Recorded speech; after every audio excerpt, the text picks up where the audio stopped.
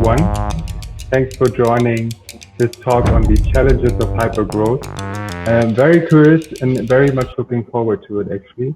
My name is Ola. I'm in charge of the BI team at Project A.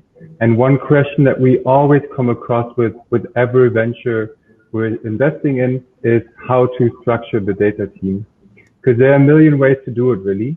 And the outcome of your data team structure will highly impact your organization's ability to make better decisions. So it's probably a good idea to think about how to structure a team that grows to 5 to 10 to 50 to 200. And Trade Republic recently, in a very short amount of time, went through a couple of these transitions and stages. And I'm very much looking forward to Hannes and also Celine sharing their journey over the last 365 days. So without any further ado, I'm going to head over to them, and please enjoy the talk and let's go. Well, thanks, Ola, for the nice introduction. So as mentioned, we're here today to tell you about the data team's role during the massive growth of Trade Republic in the last year. And we want to share some of the learnings that we took away from it. But first of all, we would be really interested in understanding who of you has already a Trade Republic account.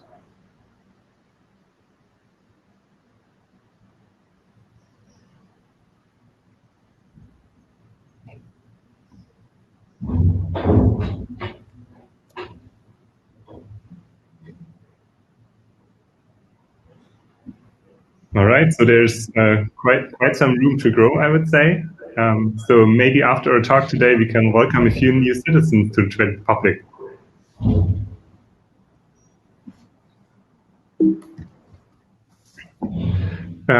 Coming to the agenda for today, we will first introduce the company very briefly, for those of you who don't know it yet. Then we will talk about some of the challenges that we faced as a data team during that growth.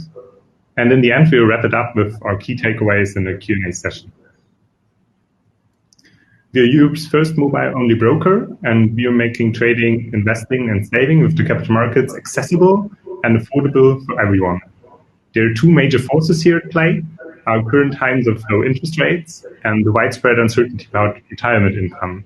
And both of them, the capital markets is the answer for, and they become more and more important, not just for some well-informed experts, but actually for a broader audience as well. So therefore, accessibility and affordability are really the two most important topics for our mission. At the same time, the incumbent brokers are too slow and too expensive for this broader audience. They often have very complex interfaces, like you can see here on the right, scattered with ads and all kinds of news, figures, and charts, and thereby giving new investors especially an impression of that's not made for me. We changed that with Trade Republic. We built it to be super easy, fast, and convenient so that everyone can participate, but while not compromising at all on quality. We want to continue on that road and provide new products and always work on your user experience to provide it for both novices and experts alike and make you able to trade quick.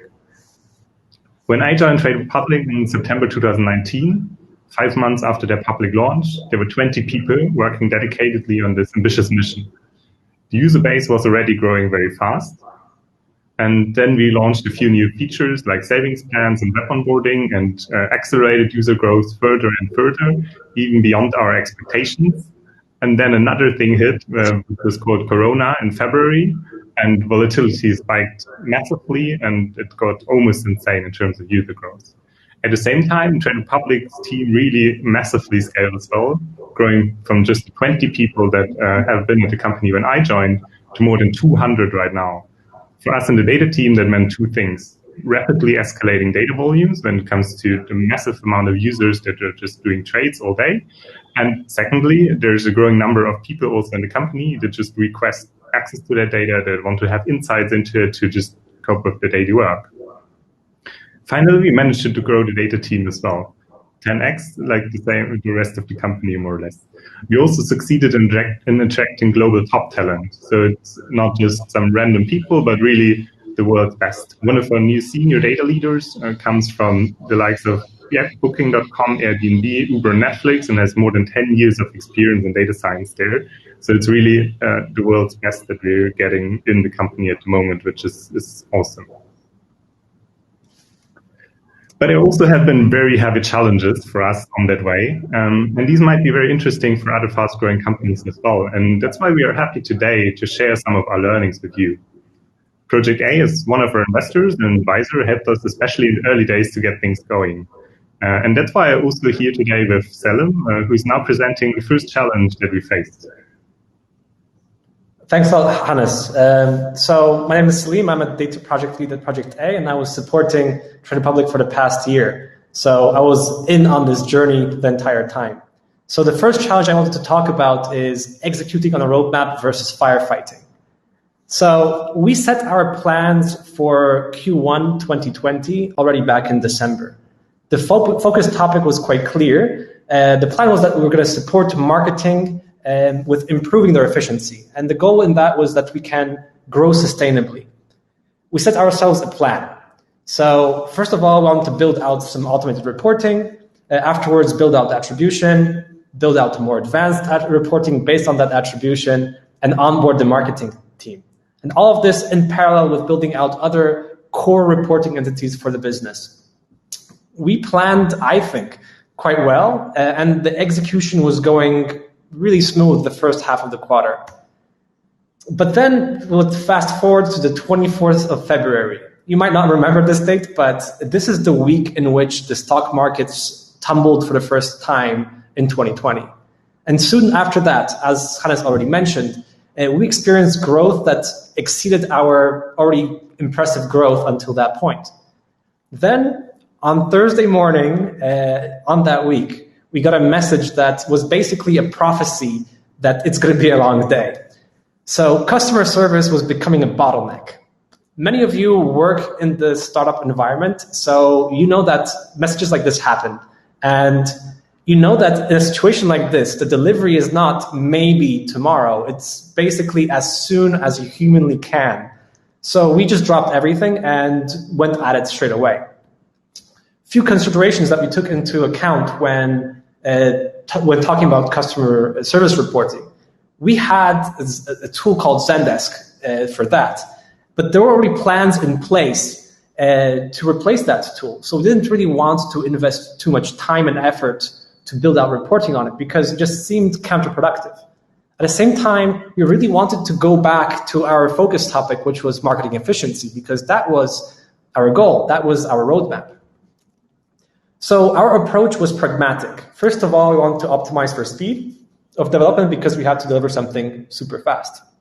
Then we wanted to be able to explore the data, to adjust things, and look into it easily. And of course, want to hand it over also afterwards to the business people so they could handle it. So our choice became obvious, good old Excel.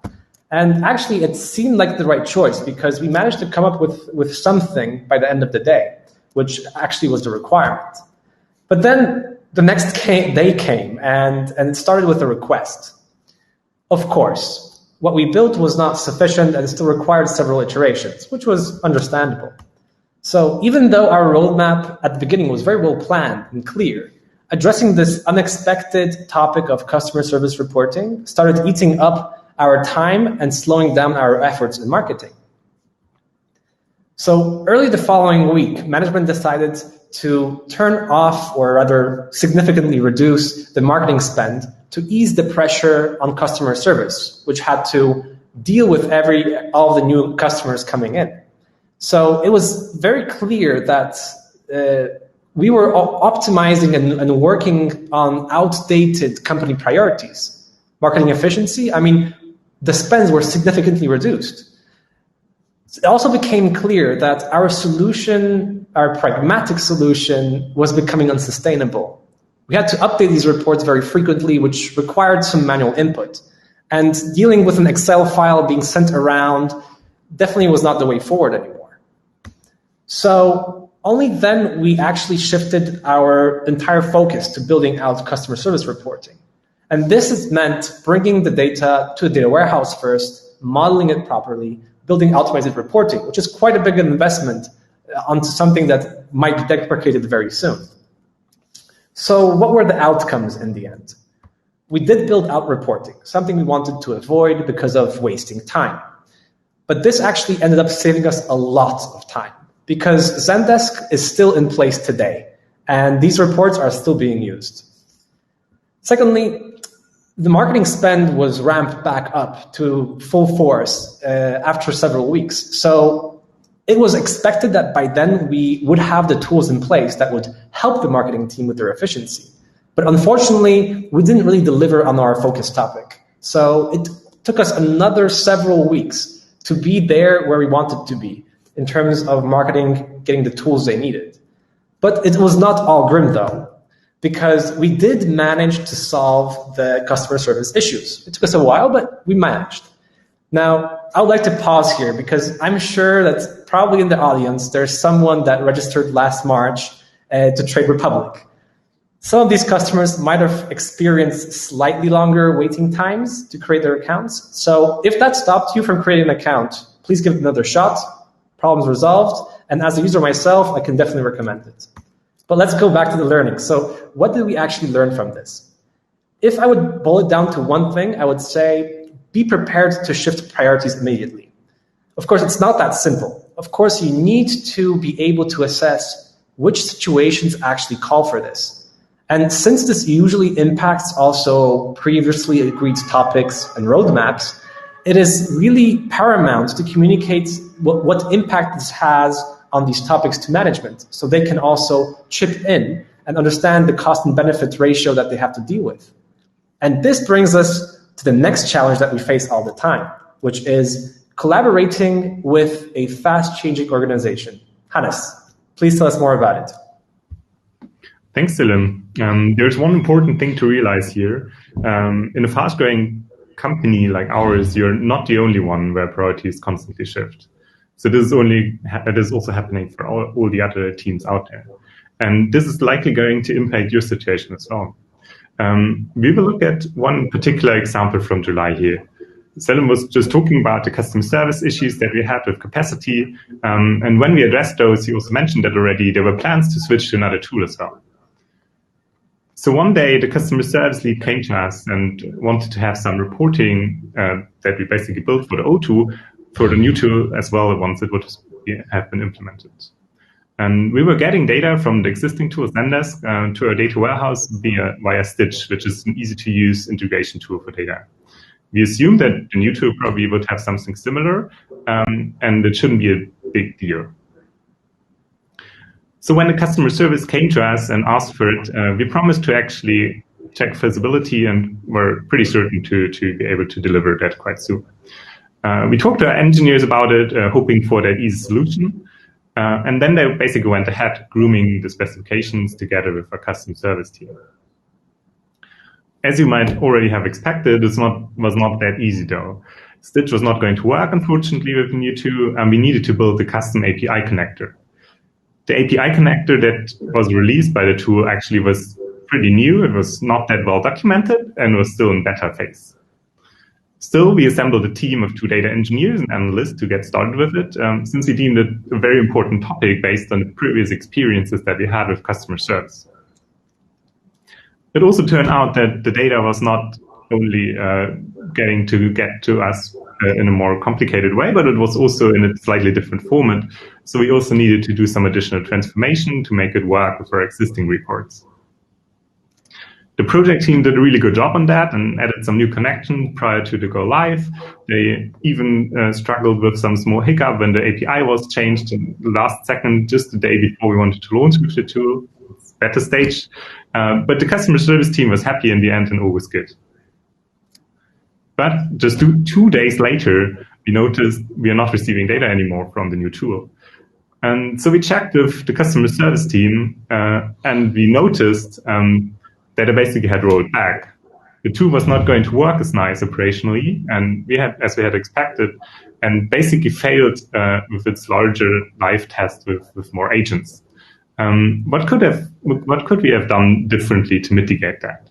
So first of all, we would need to have challenged them more on whether it's already like 100% that they will use it, or whether it's still kind of in test phase, as it turned out it was.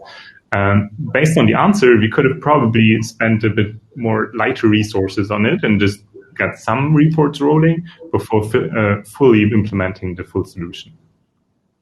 So what do we learn from that?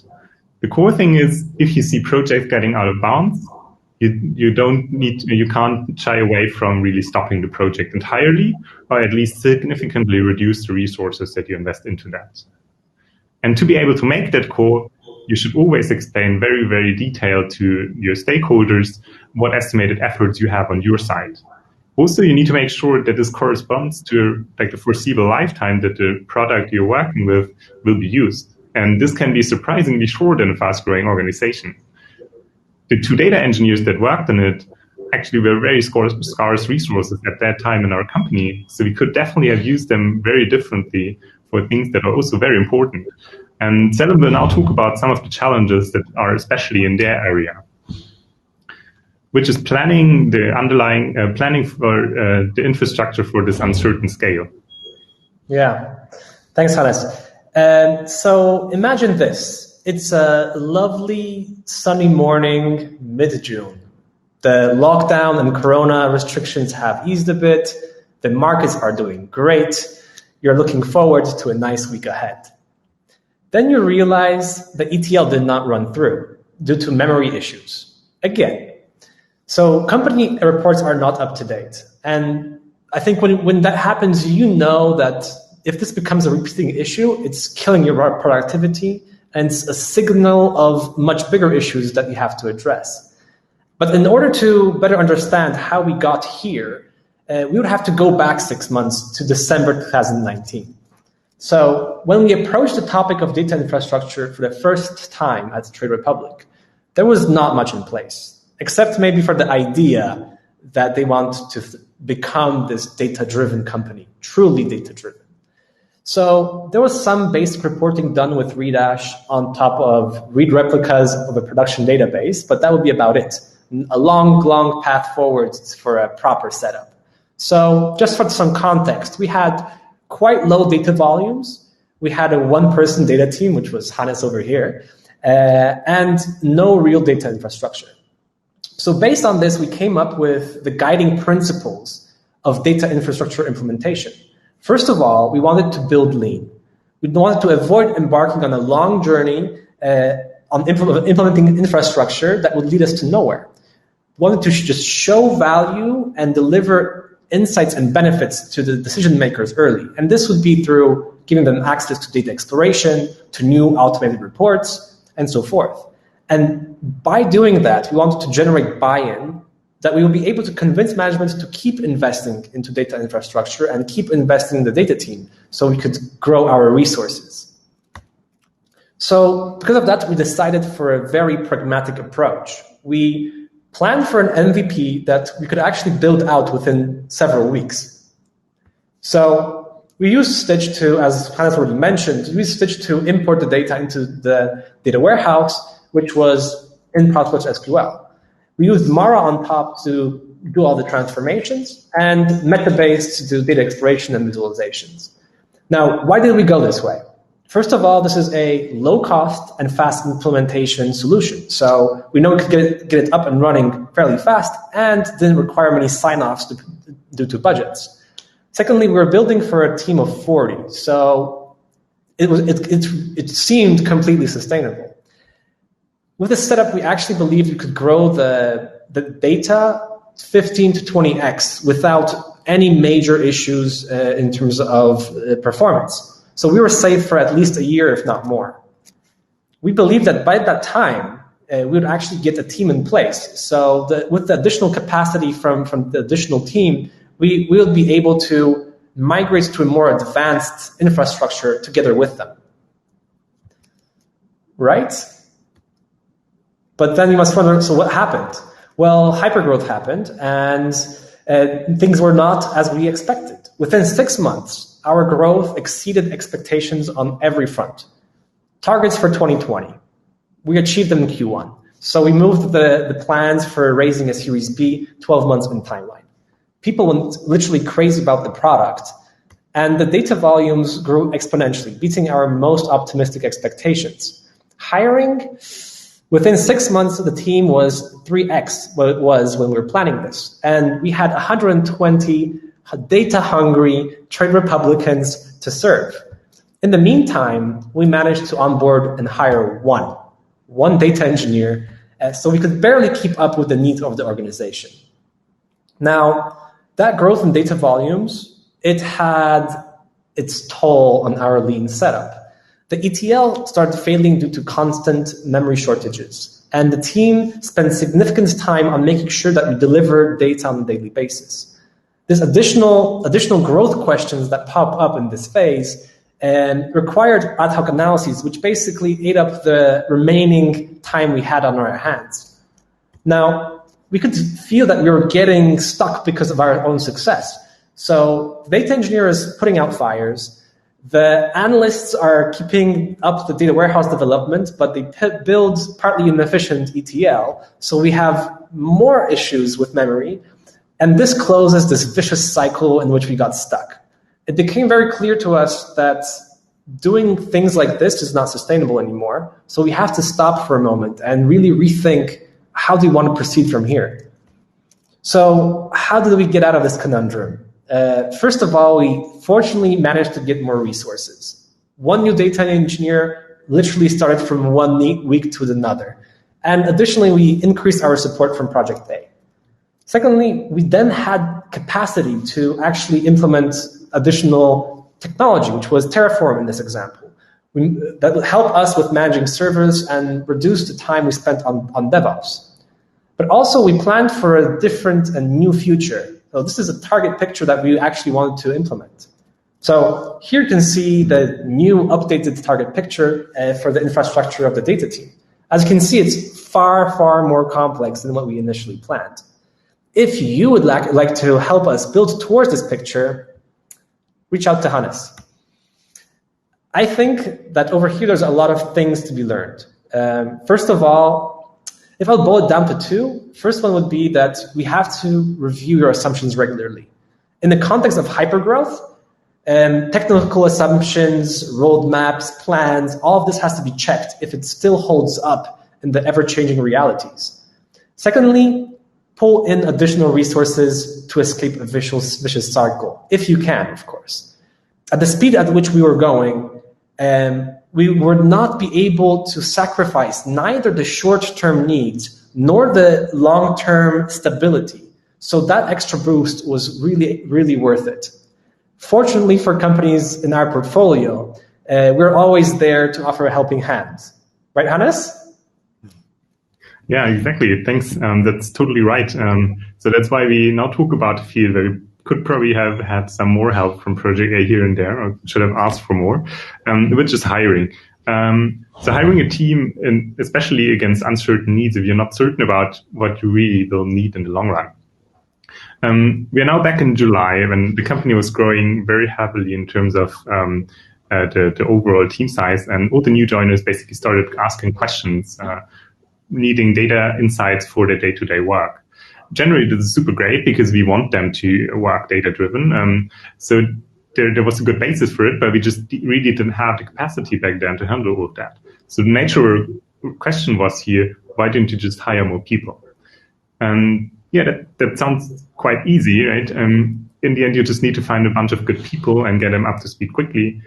But the core questions here are, where do you find good people quick enough? And what does good actually mean in that context if you're not really certain yet about what stack you want to work towards to?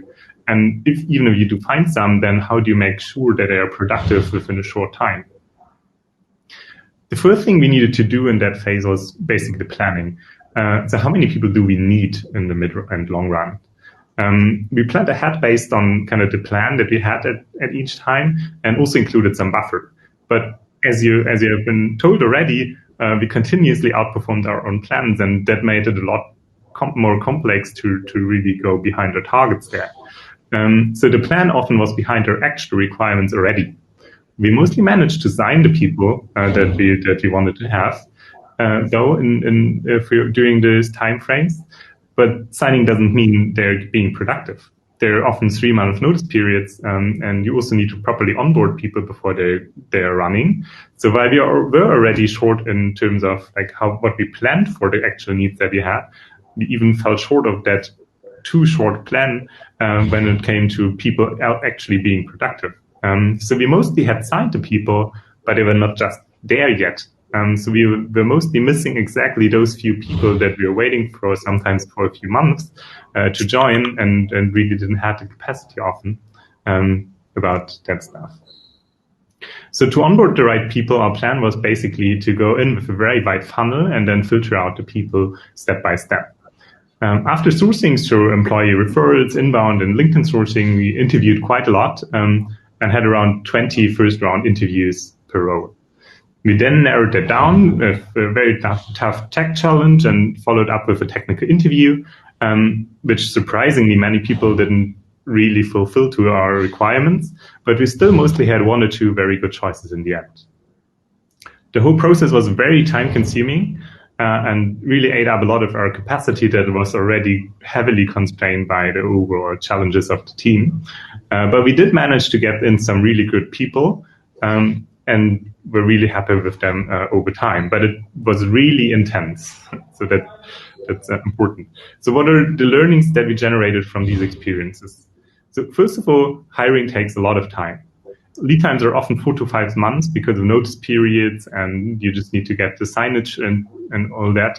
We also had a very complex process, so you need to start well ahead of the need.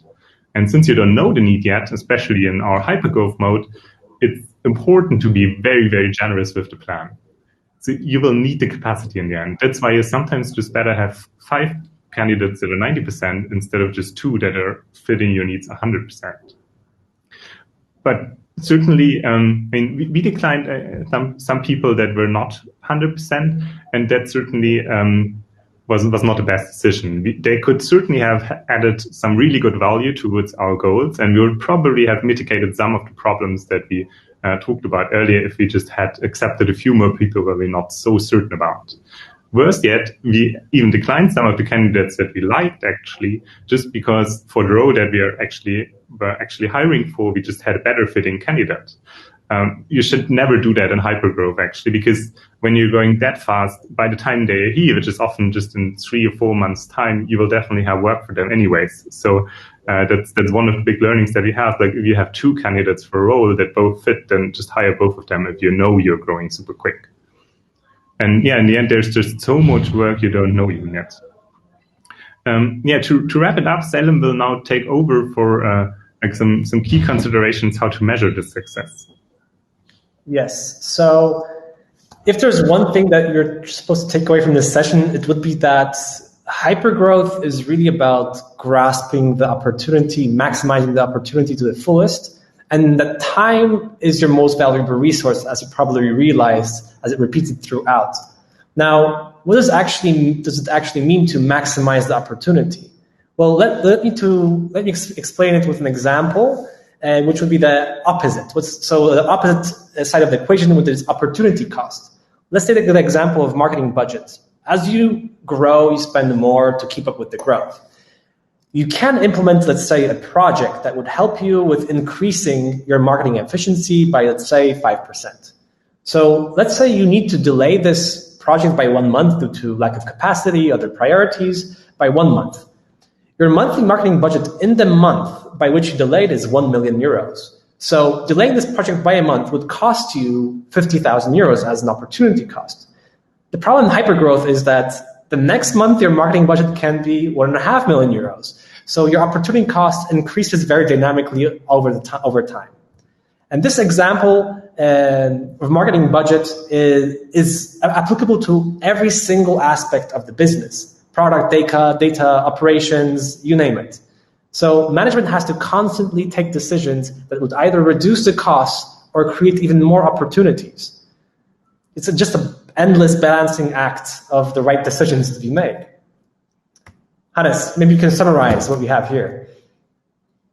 Sure. Thanks for that insightful discussion, Selim. So to wrap it up, we have 3 core takeaways for hypergrowth data teams.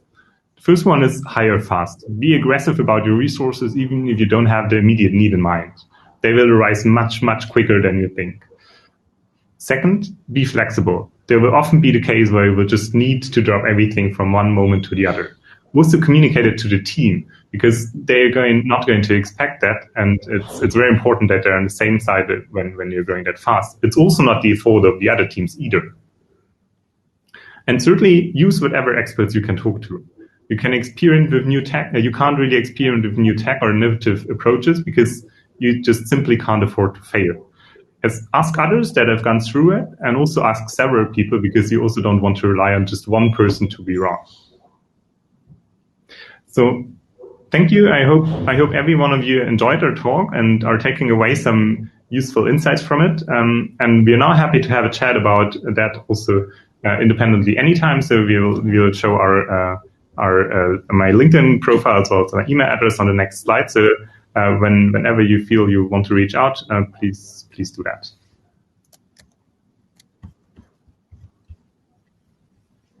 Nice. Now we have 10 full minutes for all of your questions. I think we have 5. Oh, really? Yeah. Okay, still. We also have Wonder, our networking tool, to catch up with Hannes and Selim afterwards. But there is a functionality here in Run the World to request the mic. So Christian or maybe Charlotte, if you want to go ahead and do that, I'd be really happy to have you. But maybe let's start off with Charlotte's question, which was around stakeholder management. So while going through this hyper growth phase, she would like to know how you managed actually stakeholders, especially founders and management in all of this. Yeah, thanks. Good question. I think the core issue here is, or the core thing here is to, first of all, you need to just, especially in the beginning, communicate very, very heavily about what your goals are and where you're heading, and especially what resources you need.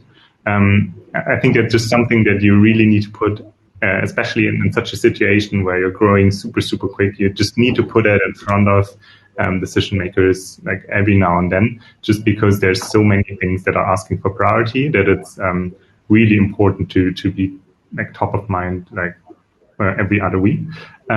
And like secondly, I mean, the stakeholders also quickly become other people, like on a marketing team and an operations team for customer service, for example. So like the core thing really here is just communication on a weekly basis, communication via also Jira. We use Jira heavily for working with tickets more, because one of the easy mistakes that you also have is losing track of all the tasks that you have. So it's very important, especially for the data team, to just keep track of every initiative. So like plan properly, talk to stakeholders on a very recurring basis, and have a standard way of getting in contact with the data team.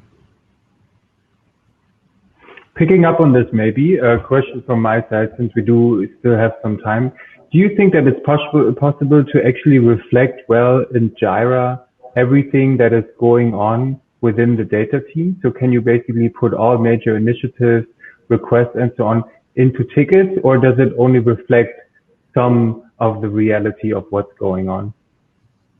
We worked with it for both cases, so both for longer term projects that we then put into epics and everything, and then we also had a separate stream where we basically were taking care of ad hoc requests. So we are doing it, and I think it works quite well for us, but you definitely need to have a proper structure around it, that's sure. Nice. Okay. So Matthias from N26 also really like to talk. And he would like to understand better how the team now actually is well organized. Is it centralized or more cross-functional? Maybe you can elaborate a bit on how it is now, but also how you see that playing out a bit into the future. Yeah, also a very good question. First of all, we basically have two separate sub-teams, one for the data platform, which is basically taking care of the infrastructure as well as the overall data model. And the other one is the analytics team that basically just answers requests and things a bit more in terms of concrete stakeholders. So we do have a centralized team that, but we then have sub-teams for the marketing part, for customer and business analytics, and also product. Basically how they work, they just have weekly fixes with their teams. And we also see it in the future like that. But also you would probably work much closer with the stakeholders and not so much in that very central role. But in the beginning, it's very important to have it very centralized, or especially in the beginning. I think there's still value also later on, but especially in the beginning, it's very important just because the onboarding process is the biggest problem that you mostly have. So if all of you or half of your team is only there for a few months, then you just need to make sure that they can learn from each other and are not just sitting with their stakeholders. Very interesting, and I totally agree. We've actually seen in the past some of our portfolio companies starting out with an embedded team where analysts sit in the different functional teams from the beginning. That allows for a lot of domain knowledge, domain expertise, but as you were saying, you sort of lack sort of core processes, onboarding gets really difficult, and overall there's not as much knowledge sharing between the different data professionals. So fully aligned with you on this. Now, I'm browsing here for... Yes, I think we have to shift to the next room, actually. Sure, we can... okay, sure. Then let's head over to our networking tool called Wonder. I just shared the link here in our chat. So please just go ahead and click it and you will find Hannes and Selim there. It's a bit like Pokemon, so you move your avatar around until you find a corner where the two of them are, and then you can further poke them and bounce ideas all around data, team, structure, vision, strategy. But thanks a lot for doing this today. Really insightful journey, and yeah, enjoy the rest of the Project A Knowledge Conference, everyone.